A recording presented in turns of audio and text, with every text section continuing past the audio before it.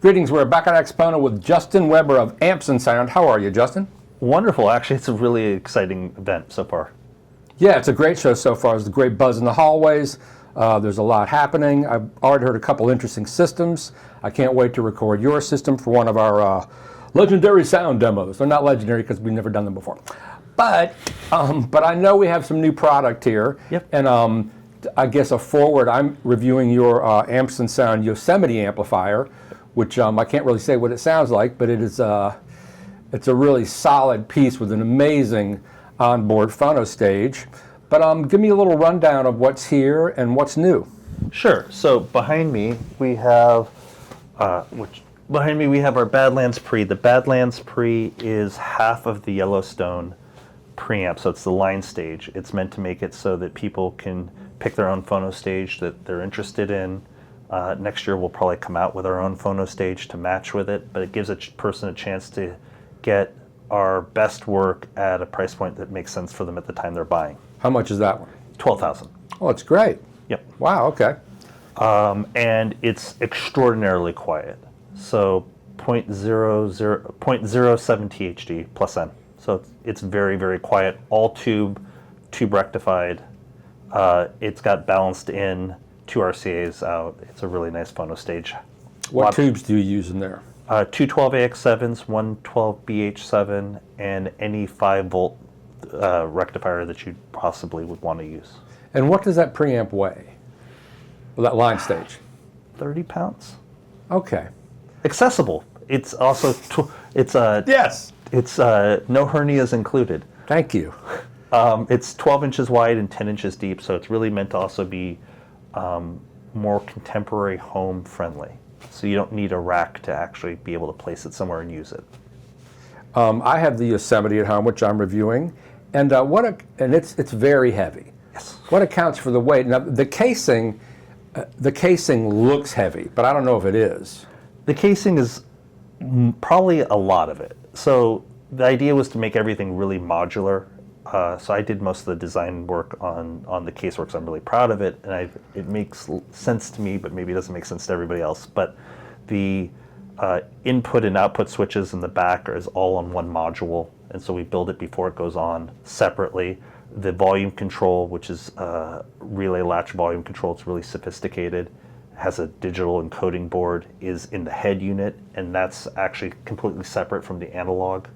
The power supplies are encased in their own transformer covers, and they're completely separate from all of the analog circuit. So the transformers and the power supply is completely separate. So all the analog stays analog, all your inputs and outputs stay input, all sort of stay the way they're supposed to.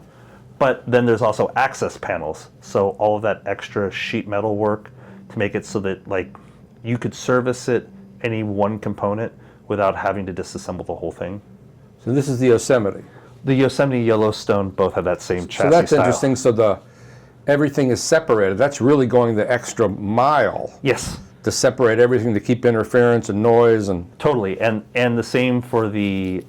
There's a completely separate line stage power supply and a completely separate phono stage power supply, and they're actually separated. As is the digital power supply that powers the volume control is completely separate. So everything in its place and everything having a place and everything in its place. What is is it steel? Yeah, so it's 10 gauge steel plate.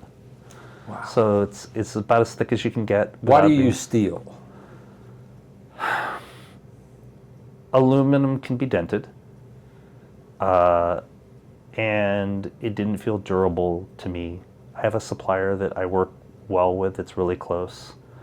Same supplier that some other companies use, but they supply aluminum to them, and I wanted equipment that I felt I could stand on, truthfully, and I could stand on literally. Yeah, literally. And when I was 307 pounds, I could stand on them and not dent the chassis, and that made me feel good. So the line stage, the headphone amp, and the power amp are all the same size. And they're all new. Yes. Oh wow. Talk about the power amp a little bit. What tubes are used? Sure. You wind your own Well, I don't know where your transformers are So from. Gary Gaetani of Transcender still winds our transformers, but we have all of the engineering docs. So when Gary's done winding for us, his designs will live on. Tell me about the design of the power amp and what's it called? Sure. So it's the Stereo 17, otherwise known as the Little Nugget. It is like 40 pounds. It's just a chunky little Beautiful. tugboat of an amp. Solid state rectified, never runs out of power, but gives you all the tone. You know, if you're an EL84, 6BQ5 junkie, it's all the tone you ever wanted. As a 12AX7 on the front end and a 12AU7 or 12BH7 for what's called a phase splitter. It's really easy to roll tubes, roll them cheaply. It comes 4 ohms and 8 ohms. You can special order it though, 8 and 16, so if you have like old Altex.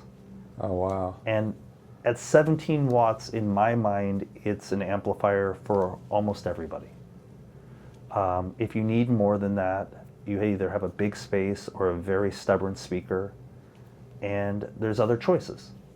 But if you're looking for an everyday 85% answer for 85% of the people, the Stereo 17 is a really great choice. What's the wattage again? 17 watts. 17, which is great for horn speakers. And there's a lot of high efficiency speakers anyway that aren't horn speakers as well. Yep. So that's great. So tell me about the headphone amp. Sure. So the headphone amp behind us right here is the Kenzie reimagined. And How do you, Kenzie?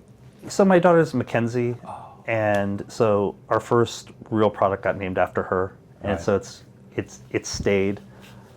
We used to build it on a wood chassis similar to these, and we had so many different versions over the years because we loved the circuit, loved how it sounded, loved to make it do all sorts of things, but it could never do all of them in the same space and time because the chassis just wouldn't allow for it.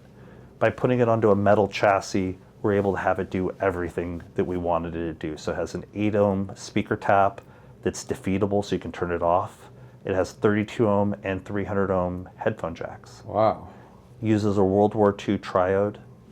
So, and the triode's tremendously inexpensive. We're talking $20 a tube. Wow. So you can get like 1950s triodes. So it's single-ended, no feedback, with a 1950s power tube, and then a 12AX7 on the front end. You could retube the whole thing for under $100. Wow. And again, it's a World War II triode. Which triode is it? It's 1626. Oh. Huh. And so it's really a very, very special product. You know, I have a set of the OHAS Art House speakers in my office. It's a perfect pairing for that kind of speaker. You have a set of Heresies, perfect pairing for a Heresy. Have a set of Zoos, you know, Zoo speakers. It's a great pairing for any of the Zoos or some Volties. Tell me about your speakers. I don't know anything about your speakers. Where do you source the drivers from and the compression drivers? And what was your design goal for speakers? This is your first speaker, isn't it? We've been building speakers for a long, long, long Really? time. Shows what I know. This is an update to a design that we've made for a long time. So I have been a Stereophile supporter more than 20 years and have been building speakers for about that length of time as well. And what I wanted to bring was what I felt was the most accessible, made sense horn-loaded speaker I could, which is our Seneca. And what that is it's a 15-inch woofer, an 18-inch wide elliptical Tractrix horn, so it's really pretty special.